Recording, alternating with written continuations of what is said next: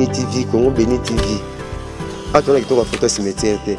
Pour la photo, on peut mettre guitare dans la carte. Mbote na mino balandi nyonso ya mokili mobimba, on dirait qu'il y a États-Unis, il y a Europe, un peu plus partout. O bo sepelaka na biso, pe bozwi libaku ya kokuta na biso na mokolo lelo. Ezali bongo émission na bino un jour ezara présenté toujours et pas mosel na mino Juni Ilunga. Nazara toujours wana pour na ko servir bino pour na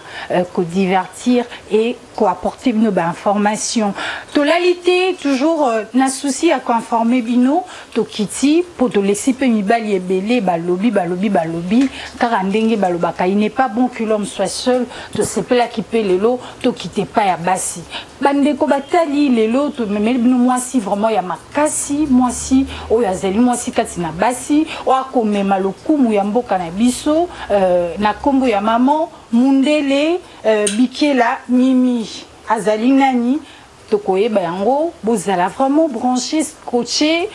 bo s'abonner massivement na chaîne na bino parce que makambo ya malamu ezawana à votre portée. Bonjour maman Mimi Mundele Bikela.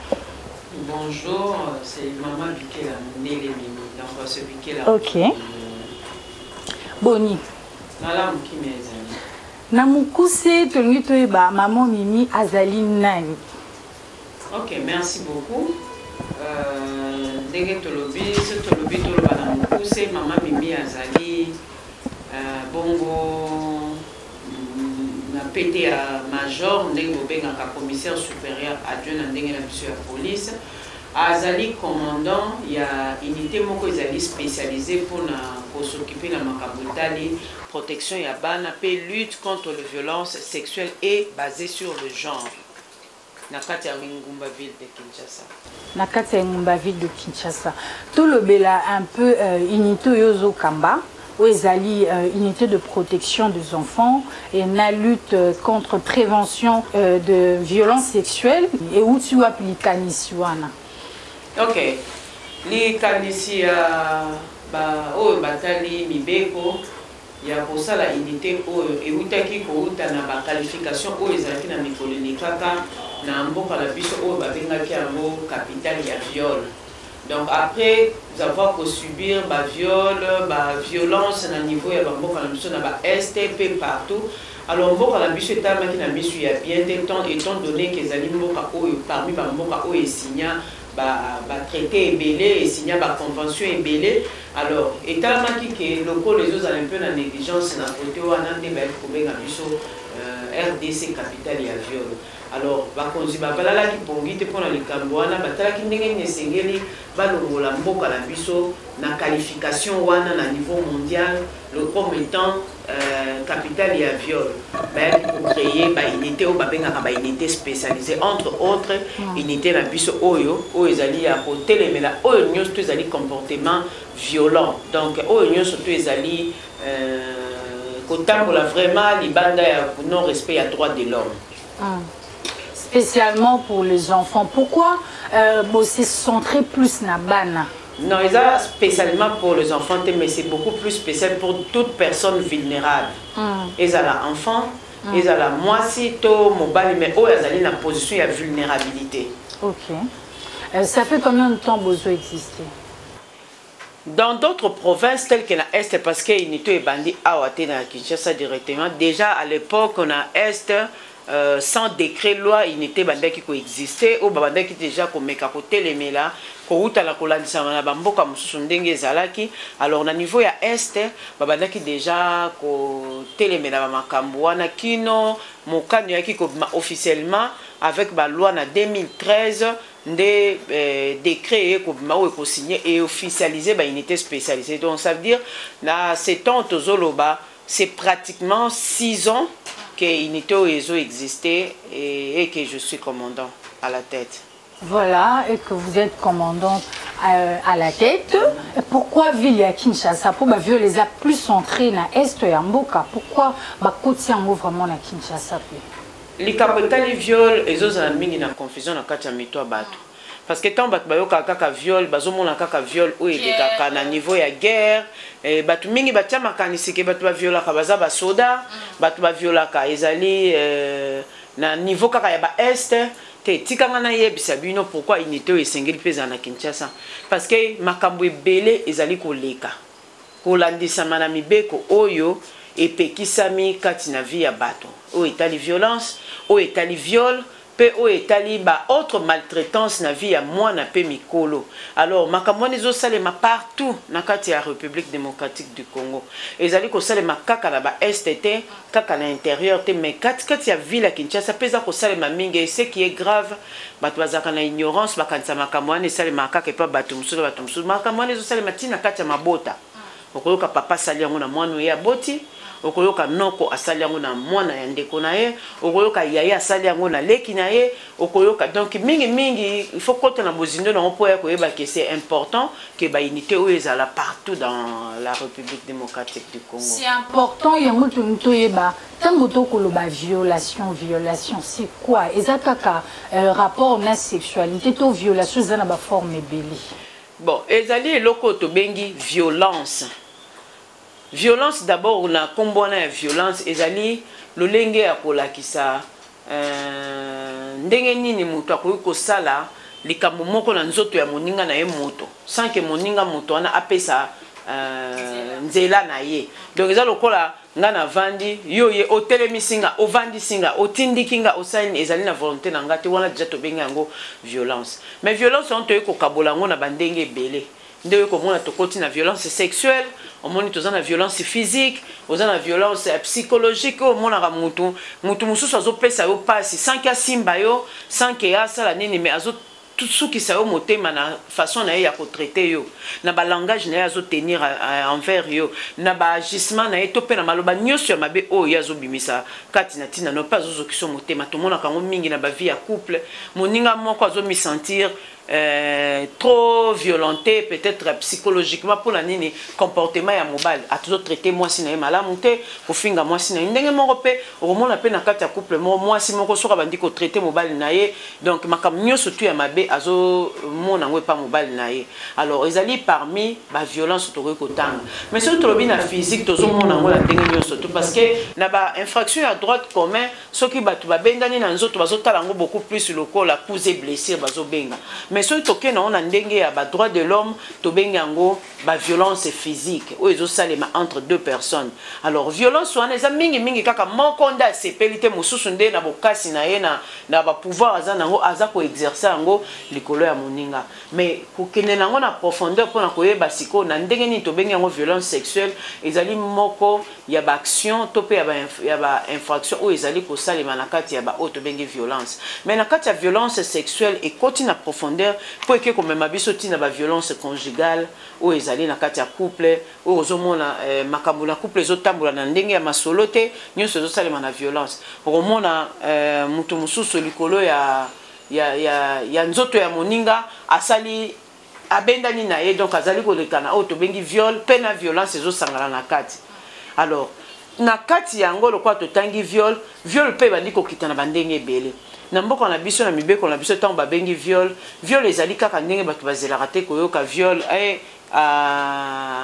akangaki ye amataki likolo na ye asalaki boye te. Viol ezali pe lolenge ya mikolo koyeba kokota na ba relation sexuelle na bana mike ata bana bapesi volonté la bango parce que mibeko ya mboka na biso lobi mwana azali na décision te. Alors yo muto oza mokolo yo yebi mibeko ya mboka na biso ndenge etangamaka mais yo osepeli na yo kokende kolunga mwana oyo azali na moins de 18 ans muto wana soki tozwi na yo na maboko na biso tokosala biso lokola muto asali viol parce que loi na biso lobi toute relation avec un enfant de moins de 18 ans nde to bengi yango viol. Na mboka na biso yebani clairement moto bako benga mwana o ba bengi enfant ezali mwana oyo nana kokisi âge ya 18 ans te.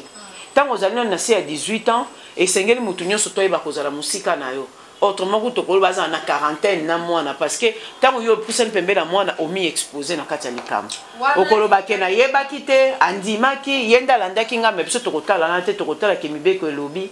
tika kosala ba relation na mwana oyo akokisi 18 ans te. Mais autrement tokoki koloba ona nzela biso misala lelo tozana bokonzi tozana ba pouvoir likolo na biso mais tango yo zwi bokonzi donc kosala on pona kobima na bato bazali nzinga ya biro na oyo soki yo leki bakotisaka mokila oyo soki yo gangi babangaka mais tant yo comme koluka kozoba relation na bango tokomema yo pe kaka na nzela wana ya ba viol parce que ezali mutu tant muso azosala ngo po eza volonté na ete mais azosala ngo na bobangi bokonzi na yo nde tolobi mutu nyonso tu oyo azali na autorité to pe azali na ascendance likolo ya mutu akoki kolandana na ye na banzela ba relation amoureuse to pe sexualité noki te abuki mibeko oyo ya leta soki tozongi moke kote olobi mpona ntina na bana ezotala na bana ya basi na bana ya mibali to eza plus kaka mpona bana na basi likambo etali viol to pe violence ekipe sexe te ekipe sexe te ezali mpona basi to comme mpona mibali parce que likama eyaka na kote nyonso tu nakoki koloba ndenge tozali il y a même pas une semaine toutaki kozwa likama oyo mwana ya 8 ans ya mobali mais babebisi ye mpe na mwana mobali donc mwana mobali azwi moninga na ye ya mobali abebisi ye na ndenge ya nsima donc baka wana ezoya ebele ezokipe sexe te ezwaka basi ezwaka mpe mibali ezwaka basi ezwaka mpe mibali siko tomoni ezali na bainstitution ebele oyo leta na biso akotisi monusco plus et consort oyo bakolobela mpe mabongisi wana pourkoi leta asentraîne mpe nango apport ya leta eza nini na makambo wana mais l'État, ce qui l'État a s'impliqué na kati ya likambo oyo ezali mpona koyeba ndenge nini ya kolongola mboka na biso na kati ya kombo ya soni oyo babengaki biso capitale ya viol. Alors l'État talaki ke na ovanda na kanga maboko te eloko nini esengeli nasala tika na telemisa ba unité la police oyo akotelema mpo abanda kopekisa mabe wana ya ezali bongo ndenge tobengi donc ba effort oyo na mboka na biso ezali déjà kosalema ntango l'état azwi engagement abanda kobanda na président de la république ezala na président oyo alekaki ezala na président actuel bango nyonso tu bazotelema na likambo moko oyo tobengi violence to mpe viol mutu moko abeteli yango maboko azali te alors yango nde wana tobengi ntango tuni participation ya l'état ezali ba effort ya mise en place ya ba unité spécialisée mpona kolite contre mabe wana oyo bazali kokima 6 ans déjà 2013 2020 ça fait à peu près 7 ans makambo nini aussi bosali na terrain oyo ekolakisa mpenza ke l'état azwi makambo yango na mpona koyeba makambo tosali na terrain il faut kobeta tour na prison ya makala to mpe ya ndolo koyeba kosala sondage nde kokuta ba effort oyo ya police parce que ntango nyonso tu mabe esalemaka na kote ya domaine wana yango ezali te bayibi lipa mpo moto aye na ntongo lelo aya abongisi ezali domaine moko ya liboso toza na mokumba ya kotalisa bambongo ya amende transactionnelle ntango moto atamboli na mbeba lokwa transactionnelle alors bato wana biso police toza kaka na mission ya kokanga bango te mais tozaka na devoir monene ya kosala prévention eloko nini tobengi prévention ezali lolenge ya kokebisa bato mabe liboso ke pire eya alors prévention ngo tosalaka ngo ndenge nini prévention tosalaka ngo na basensibilisation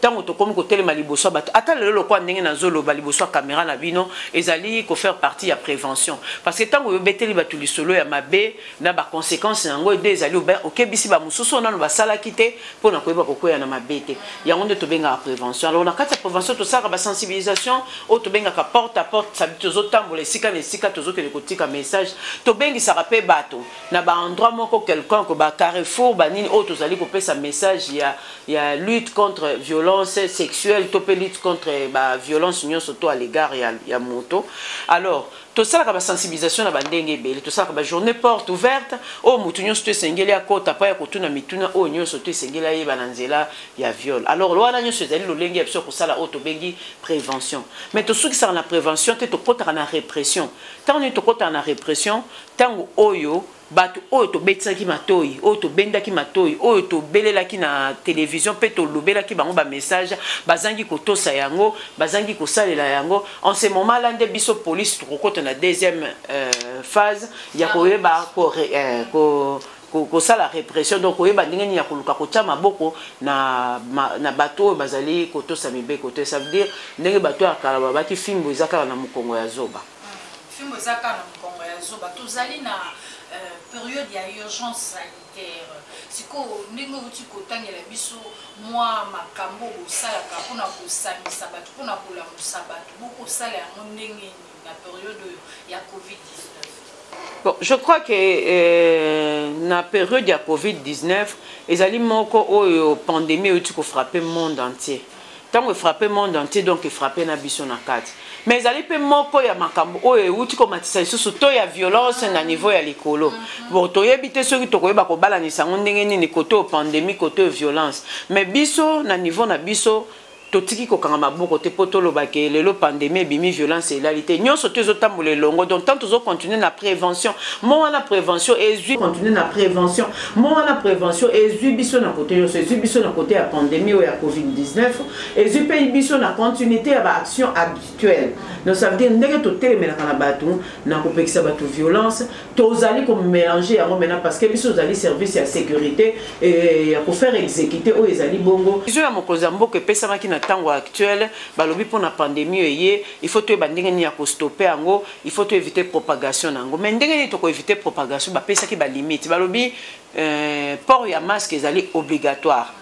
Donc ça veut dire biso na nzela na biso ya violence ate sengelo interpeller mutu mais tant comme na bureau na biso ozo lection na ba procédure ezali ya prévention yebisi sukola maboko oyebisi ya masque nene longi et liboso pe ya kosambisa ya vanda liboso na ifaza na et liboso pe ya kosambisa ya vanda liboso na ifaza na masque yo pe mutu kosambisa ye ifaza na masque donc na biso na batu nyonso to oyo to bengi ba population to pe bato bazana ngamu na biso ya kokoya na bambeba biso na bango sengeli na kosambisa lokola pandémie eye tozala kolanda viol mais toyeba pe ko respecter o ezali bongo ba mesures préventives na nzela ya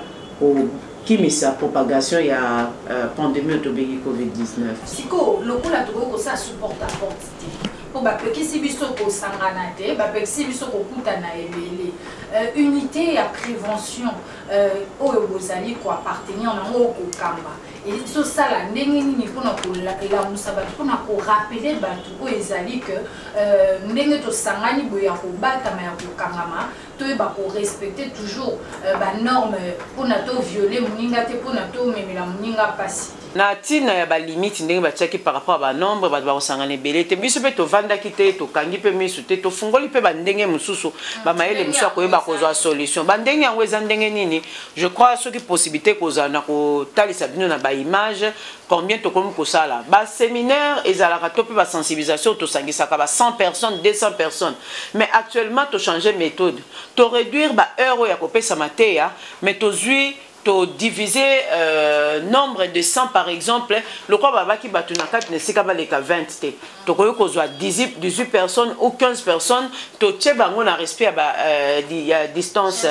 ya ba geste ya na respect ya ba distance sociale et puis na kati ya ko respect ya ba geste barrière to ko sa ndenge nini ce que sengel to pesa 100 personnes to ko pesa bango à tour de rôle oh 15 bakoti bazui mateya babimi 15 mususu bakoti bazui mateya babimi ndenge moko to uti ko sala siko to uti ko sala tourner na kati ya ba camp militaire pona koyeba ko talisa mabota parce que c'est là où c'est parmi les endroits où négligence ezali kati na makamyo surtout ezala tolobi côté viol ezala côté pandémie eye ezali dû à promiscuité. Le fait que tu as couvert et si comme belé alors et pesa batu négligence et c'est comme ça que on se retrouve dans la situation à bon on a quand il y a cannabis et à la police tu peux cannabis militaire mais biso to na devoir ya ko pousse na pembeni na bango ko rappeler bango que mibeko ezali boye et sengel na biso to sala boye nde yango na to ko sala je crois que boko zongo ta la bilili to pe na ba photo bo mona lo lenge nini to zo ba disposition pour ba base continuer na ko zoma te donc bandina na la police ndesima to ko kita penga mbi ya population maleme na kati ya la police to bandi yango parce que na kati ya la police ezalaki na makambo ebele d'abord ya kotalisa biso moko ba policier nini ezaki kotalisa biso ba policier na mikolo lekaki kolandisa na mibeko ya mokonzi ya mboka ba policier tango mosusu bakanisaki ke biso kaka nde sengeli to batela population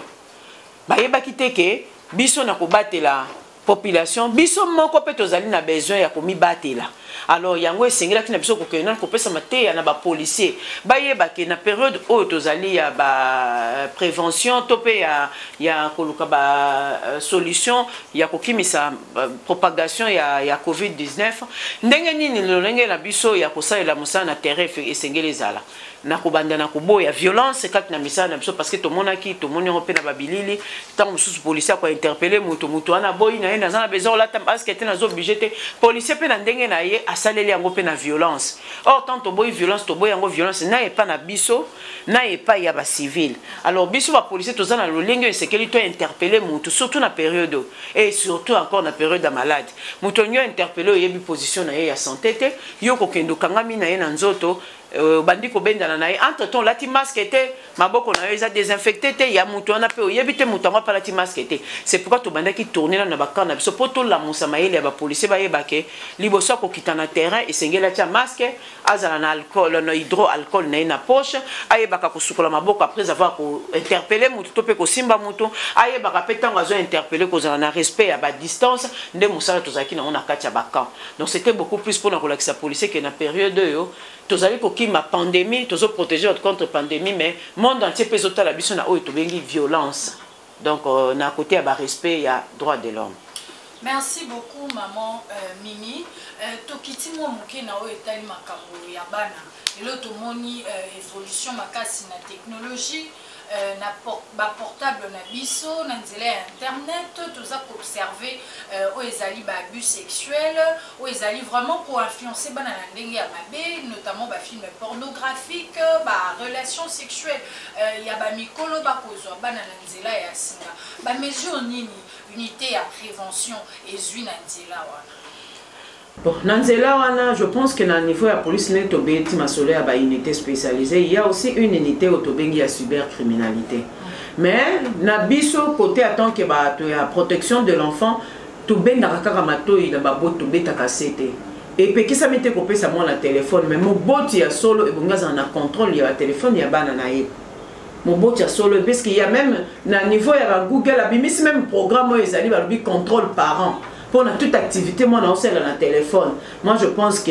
il y a link, il y a pour notre temps à bangote et belé. Mais si tu programme que maman tant on mon téléphone, yon de connecté téléphone na yona oyaye pour y ba kolanda on yo so sala et qu'on peut son message à tout moment. Moi, on a sali boy. Moi, on a télécharger boy. Moi, on a linga fungola boy. Ezali na ba message bandoye là et ko sala que toujours on a contrôle quoi téléphone na yo. Actuellement, to comme qu'on peut ça bala sur téléphone, ezali à 8 ans, ezali à 9 ans. Ezali pe moko ya makambo ezo me na biso na bena kotala ka ba image o esengeli. Mais dans zela ba image biso ce que c'est ko kanga to ko interpeller bato moto nyonso to o bakutani na ya azali kotala ba image ya bongo na mwana moke azali mokanga mis conformément na loi to pe mwana oyo na téléphone ne to retrouver ba image ce que botunie mituna nani atindaki ba image na téléphone e katangi mokolo moko o atindela ki yango mokolo wana azali mokangami.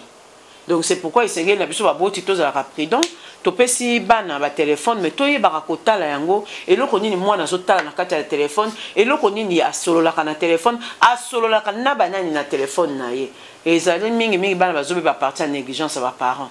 au décliner responsabilité yo quand ko sombeli mwana téléphone ou se débarrasser na ye mais o yebite que o danger moko boye bandi bana ebele bazobe bana banzelana a se créer ba relation o ezali na mutu na makolote soki moboti ozali misu makasi te mwana ke na kobunga to zipe ba kabongo mwana ba yeli biso abeli libomo utaki na ngo wapi o nazwaki message na réseaux sociaux na Facebook ndeta on a dit ko tanga ba message na ba ndiko tindela nga ba livre on dit ko tanga tsuka na mwana ye ko bela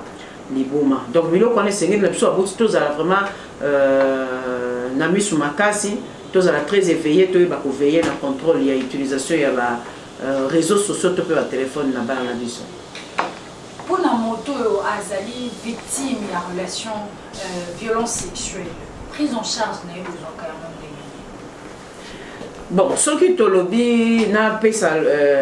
exemple la biso awa. Ce qui te va na bureau d'abord on a nous pour na koyeba que moto a zuli kama ya violence to zakona na ndenge belé. Moto moko ko benga biso na téléphone na lobby ah et pas ba voisin na ngai ba bebisi mwana moke. Toko intervenir to team d'équipe ekiti bake kotala mutu ni na BBC na nzela na biso bakoyi ko benga mutu emo akoyi ko benga ngai a ndenge nazali awa nazwi likamubo c'est le numéro ezali placé pour na bon ba numéro kaka ya biso to salela kese yeba la poto lobela kango mingi to pesa kango mingi na ba télévision ezali na bato ebele ba yeba parce que même na temps to sara ba sensibilisateur ba papier to kabola to tiens vraiment ba numéro ya téléphone de sorte que ceux mutu na coin na yaza na problème ayeba ko benga.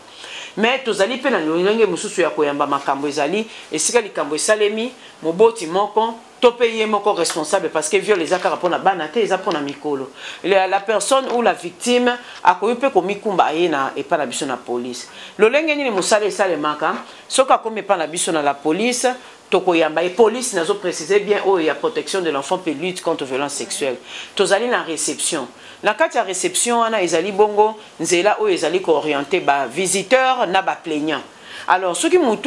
présenté situation en tant que plaignante, bakoyamba yo ba enregistrer yo na réception et na carte réception les ali na fiche moko bako orienter yo OK ba pesio fiche ya identification. Fiche ya identification et ko permettre à ce que toye ba moko ba information katina yo tel que ozana baboti tozana baboti te surtout ceux qui ali cas ya viol. Et alors toye ba esika ovandaka toyeba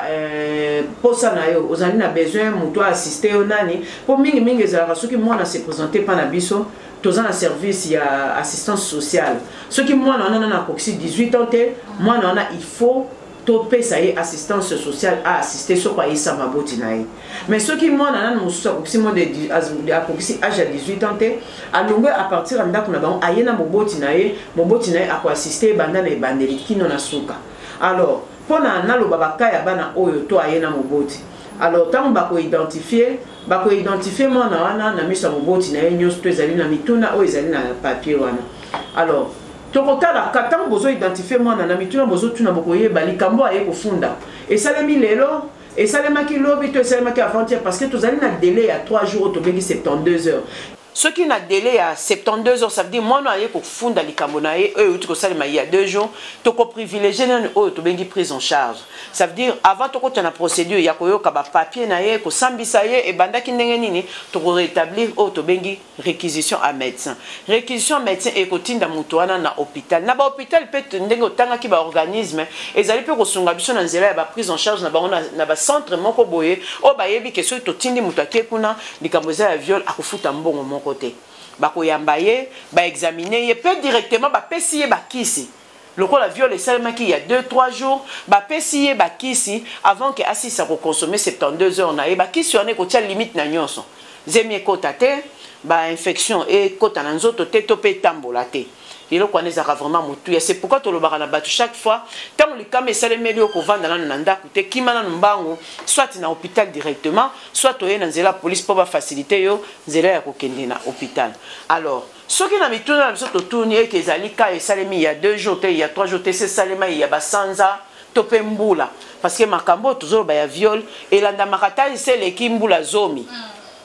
Topé kokimbula zomi toza toujours na possibilité kolanda mutu ana sakima après 10 ans kanisa zonge silité soki mukolo na ye topé victime na ya moni to kolanda pe to kuchai maboko. Alors soki mwana na zobetela biso lisolo topé victime na biso zobetela lisolo makambo na zoloba et c'est sali autant d'années alors to kotika na kati ya procédure normale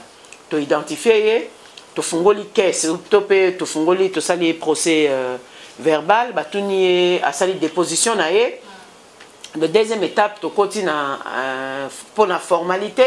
tu continues toujours peut-être en hôpital parce que l'expertise de Monganga est très important. Alors, donc, tu n'as pas en hôpital pour même à ta mokolo boyambi, il faut boyamba qui est dans l'état actuel, ezalaki nini. Tant que comme pas d'abisso, azaki na état de santé nini. Tu continues, c'est toujours très important pour nous compléter dans le dossier. Alors, tant que tu es en hôpital, tu peux en même temps la procédure, il y a enquête et recherche. Koluka nani oyo asalaki mabe wana. Tant que tu as asalaki mabe, tu as maboko toye na yepe à son tour, tu sambisi ye. Akope sa justification na ye na ndengo alingi, mais lokola isengeli na biso nde tozwa décision ya suka te pona tina moto bafundaki na viol, to ko bongisela ye dossier na ye. Après 48 heures to 72 heures, to ko tinda ngo na niveau ya parquet. Et parquet pour la suite à continuer. À partir du moment où biso to longola dossier na maboko na biso police, to tindi yango na parquet conformément à mibeko mboka na biso nous sommes directement dessaisis. Donc ça veut dire à partir de wana mutukozo ma susto ya kotuna biso na kangisa ngi konanga a lobby to pe na kangisa ki dans ça qui dossier à partir de wana soko yepa na biso to komi ko orienter yo kende pour continuer suite ya dossier wana na parquet pe à son tour a sou qui sera dossier pa na été yenda tinda na dossier qui est na tribunal et siko ba kozo ba décision ya condamnation ya mutu oyo asala ki mabe oyo bandi na 5 ans ti kosuka na 20 ans na mutu ya zumba noté o azui résultat il y a procès à l'olengyo na procédure nini pona kozomisa yango ti esila. Bon pour la biso ezaka regret penza ya makasi ya komona ke na ba élément ebele etalisaki que mutu wana asali likambo mais pourquoi justice c'est compliqué na niveau ya tribunal balobi justice ezali na indépendance nango ezo dépendre na juge oyo ayebi kokata likambo na ye neti biso bato oyo tozwaka parce que biso bapolisier nde tozwa bapremière personne oyo tozwaka likambo ntango eza nanu mobesu na baelema nyonso to en ce moment la mingi baauteur na biso bazalaka nano afungoli mayele ya kosamba te azofungwama ndenge tolobaka na lingala donc maloba na ye ezopesa biso baélément de preuve mais ezalaka mingi ntango asala longwe mpa na biso akomi na parquet mwa mayele efungwami avocat bakutani na ye bapesa ide yo ndimaki boye mpona nini il faut wangana ale kokende susu ti kokóma na tribunal kuna nde eke kokóma likambo parce que tribunal azo agir selon le preuve il faut koprouve ye na bapreuve nde esika mingi epesaka mpasi parce que tolobaka mingi na viol preuve nini tokozela tokóma nango na tribunal preuve wana ezalaka souvent difficile alors mpona biso ezalaka vraiment mpasi ya komona ke bokangaki mutu botinde na parquet botinde na tribunal loboki na tribunal akite ke amoni ba preuve te et ça vraiment passe parce que na kati ya makambo etali viol to pe violence mingi preuve ezalaka te parce que mutu aliboso opesa bino témoignage to pe preuve ezali mutu a subir likambo wana mais soki mutu yango botie na doute c'est pourquoi biso en tant que spécialité na biso ezali d'abord kosala confiance pe koyeba kokroire na mutu aye ko exposer problème na ye. Et mingi on fait ça pour encourager les autres à venir vers la police. Ceux qui les autres ont la difficulté, ils vont dénoncer ma bête, ils découragement par rapport à l'ajustement de la. Merci beaucoup. Nous allons rentrer du côté de la régie pour voir un peu ces images. Ce sont deux femmes qui se sont réunies récemment pour Bapé Sabiso, pour le Belanatina na Kimia, pour le Belanatina na paix. Parce que boy makambo eko likalamboka eko sala pasi eko mema trouble to lundi à monde kotokozonga na sima pour continuer na émission na biso. Les femmes de la République démocratique du Congo,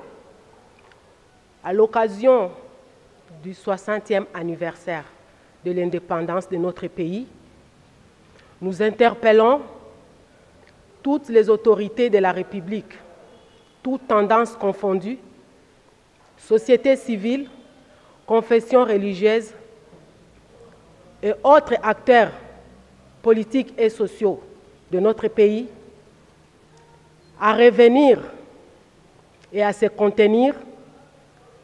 pour la paix dans notre pays. Car ces derniers temps, ce que la RDC vit nous inquiète toutes. Et nous voulons assez que, à l'occasion de l'indépendance de notre pays, que chaque Congolais, là où il se trouve, à son niveau, puisse s'interroger et se poser la question, 60 ans après, quel bilan pour la RDC? 60 ans après, quel héritage pour nos enfants? 60 ans après, quel exemple pour la classe politique de notre pays? Franchement, la RDC cause la honte à l'Afrique. La RDC cause la honte au monde. Ce que nous vivons présentement nous interpelle tous et nous inquiète. Et nous parlons avec larmes aux yeux en tant que femmes, porteuses de la vie, les femmes,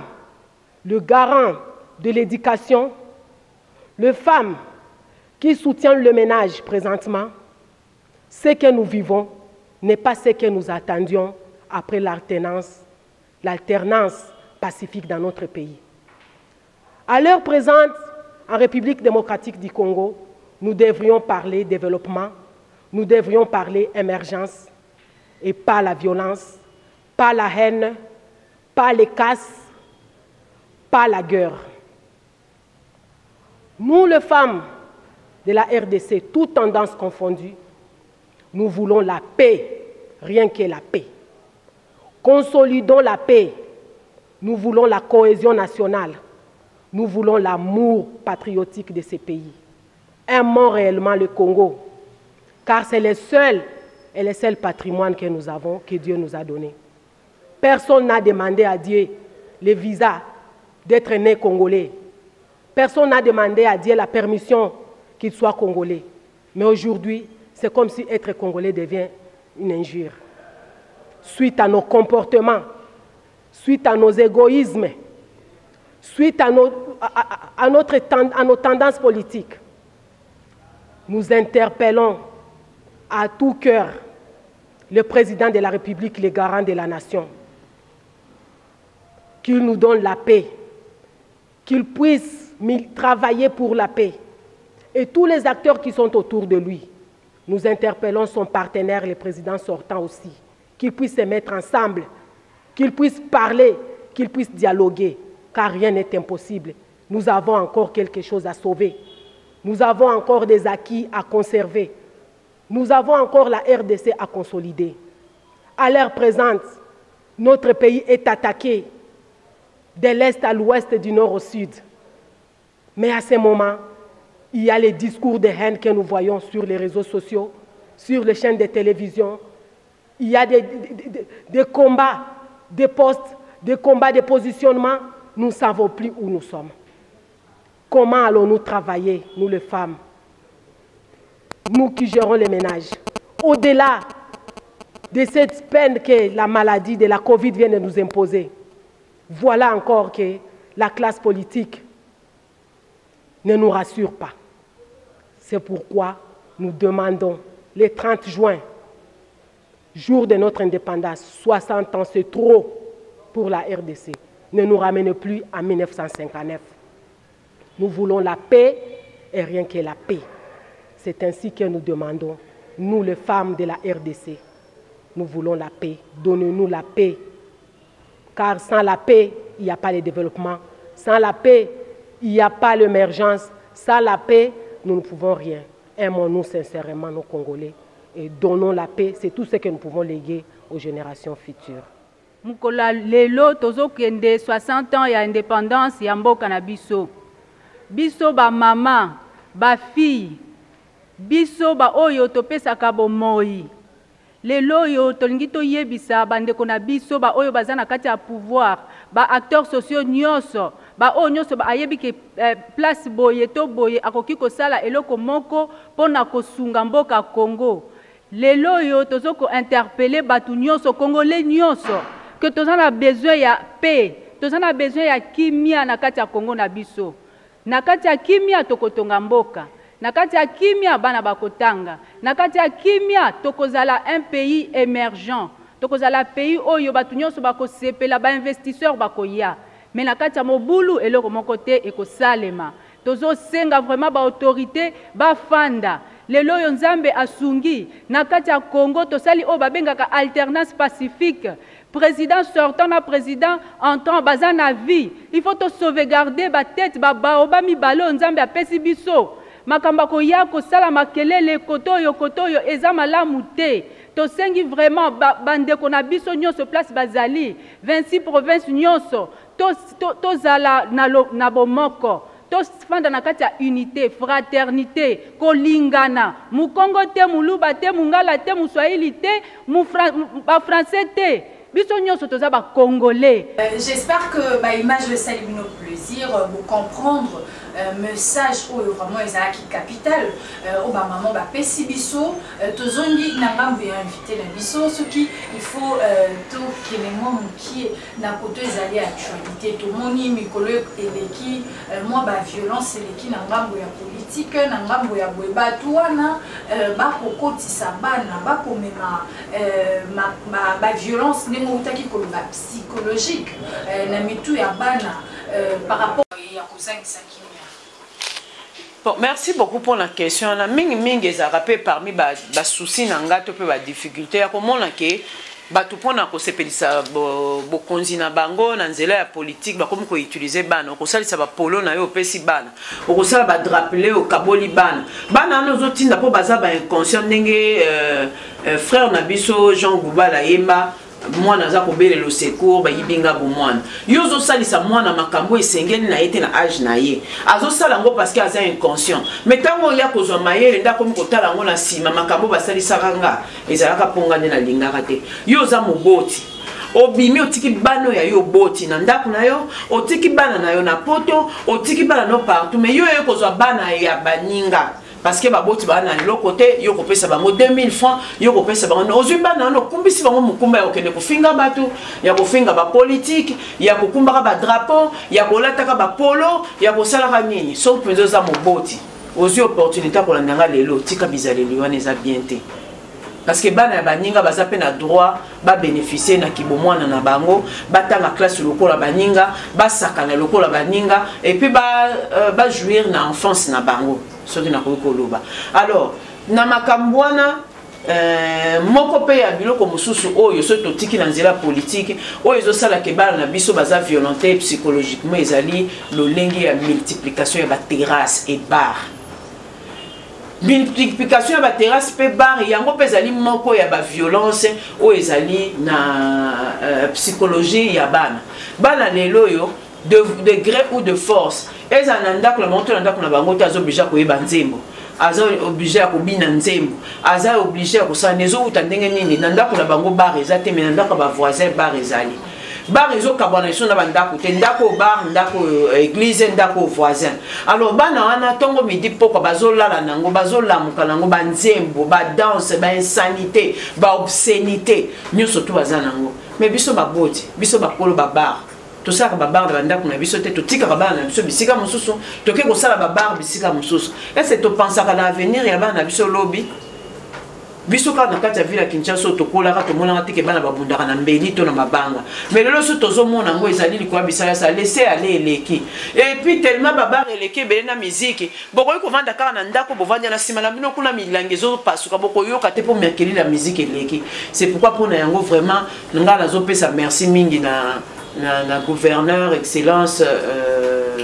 Gentini Ngobila pour na décision oyo ekutaki na nzela ya confinement topé dans nzela ya ba mesure barrière ya kokanga ba bar so ekutu ponanga etika la bongo tozongela ba bar loko ezakala kala bar na kati ya lopango ya moto pa yeba ngo esengela kota ezali tozoleka la balabala bar ezomona yo bato bavandi bazomona yo ya kobelela bazobelela yo ça ce n'est pas une bonne vie biso nyonso tout toza ba responsable to bimaka partout dans le monde dans ba pays étrangers tout le monde a raté sika moko yo kokuta na ba bar etandami na balabala oya belela omususu kutu a s'occuper na balabala mobima lokwa parking entre temps et diminuer mesure oyo balabala epesamaki 4 bandes 3 bandes komi 2 bandes colonie 2 bandes musu ekabwani na ba bar esengeli vraiment koyeba kobeta sete la likambo wana eloko wana ezali avantageux te mpona bana na biso oyo toboti na temps lelo 2013-2020, quel bilan? Il y a unité, il y a prévention, il y a protection de l'enfant et de violences sexuelles. Des avancées vraiment à 70%. Parce qu'au début, quand on demandait qu'il y a une unité, c'était difficile à côté de Maliboso, parce que Batbaïba qui a monté. Voilà, on a toujours la négligence, la discrimination. Et c'est comme actuel, l'unité à Bassi. Tant qu'on a évangélisé, c'était difficile, mais on a vraiment dû travailler dur. Donc, Bingaï, n'a pas collaborateur, que je salue en passant. Donc, tout ça qui nous salue à Makasi, tout ça, les sensibilisations dans la ville Mobimba, pour que les musikati, pour que les kokomana auto bengi, bakinkole, kintuka, maluku, nous surtout n'a pas que de koluka, le lengenini, ya kopesa batu sango ya unité ebimisika. Alors na ebandeli tozalaki lokwa tovandi botende tozobeta lisolo unité ebimaki bureau ezali pembeni te mais tozalaki ko continuer la sensibilisation. Alors bato yo bengaki ba partenaire après sima ya mikolo tant batalaki balobi te tozoyoka ke likambo ezoloba makambo etali droit de l'homme tokoki kotikala indifférente. Alors, le coup de Macabon, les Aïtos Salani, les Topé Savon Mabo, il y a un zéla, partenariat na police nde baye kotongela biso bureau oyo ya kitoko momoni esika se retrouver awa. Alors basukisaki bongo te bandi kosunga biso na nzela ya sensibilisation baakompagne biso na kati ya bamikanda to mpe ya banini to mpe oyo tobengi formation parce que ezali mpona lelo kosala unité oyo ezali une spécialité il faut kotanga yango ezala yo lobi nga naza licencié na droit to nga naza na nini oyo ezali matière ya sika wana napesaka conseil na bandeko na biso licencié à droit parce que on a souvent des difficultés balobi yo policier koyebisanga nini nga nazali policière mais spécialiste na matière oyo totali ya oyo tobengi ya violence sexuelle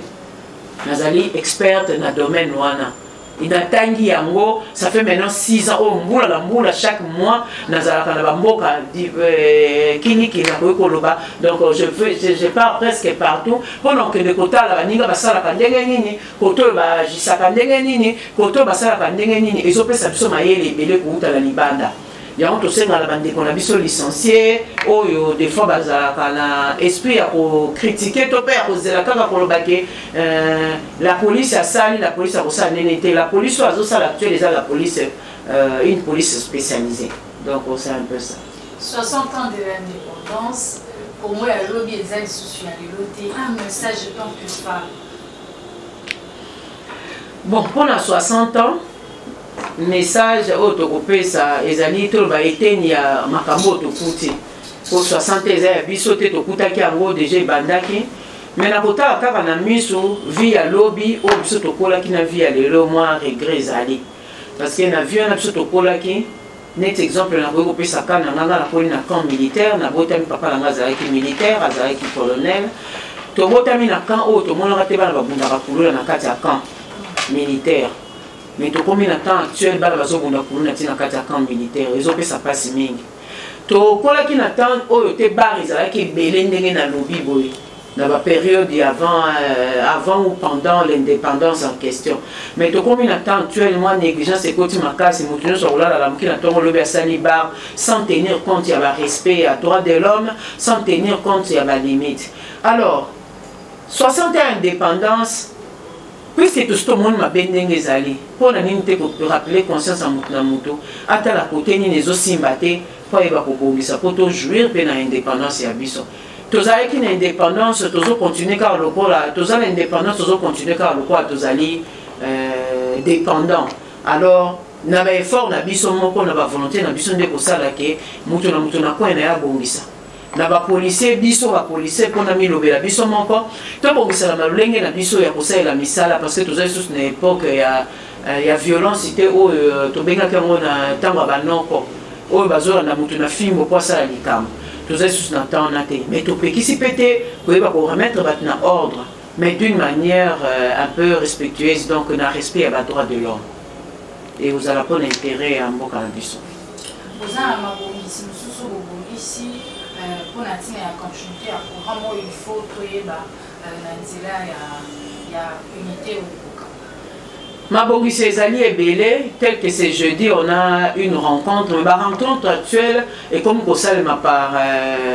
internet par vidéo tozana ba réunion boyebi ndenge esalemaka ba réunion en ligne au moto na moto azo se retrouver na bureau na mais à se connecter pour kota na ba réunion ba réunion kaka ndenge tosalaka kala ezo continuer mais cette fois-ci toza pembeni côté mpona korespecter oyo ezali bongo mibeko ya actuelle tozo continuer la réunion comme c'est jeudi on a une réunion où tokoloba uniquement makambo etali protection ya bana na ngonga oyo bobongisi nini na futur tobongisi selon la volonté de Dieu décision nini nakozwa mpona makambo etali pandémie soki ekosila soki tokocontinue boye soki tokozwa lisusu mwa avance parce que boye déjà lokwa tokomi kokutana 15 personnes tosali mwa nini eza déjà mwa avance parce que mikolo elekaki tokotaki presque biso nyonso ndako moto akobima libanda azalaki te alors petit à petit plus déconfinement eza progressif des progressifs plutôt biso pe misala na biso akosala eza progressif alors tokopusana moke moke ndenge confinement ezofungwama ndenge biso pe tozofungola baactivité na biso toujours continuer la sensibilisation, toujours les matins pour rappeler à bateau, mesures barrières par rapport à la pandémie, toujours rappeler bateau, protection contre ma baigne ce qu'on peut là-bas, et puis toujours la qui s'abatte que violence, et amis ma bête peut viol et puis qui s'amène. Merci beaucoup Madame Bikela Mundele Mimi pour le temps accordé à Bisso. Merci Nabino Balandi à Congo Béni Télévision. Merci Nathan Obopesi Bisso qui est vraiment précieux.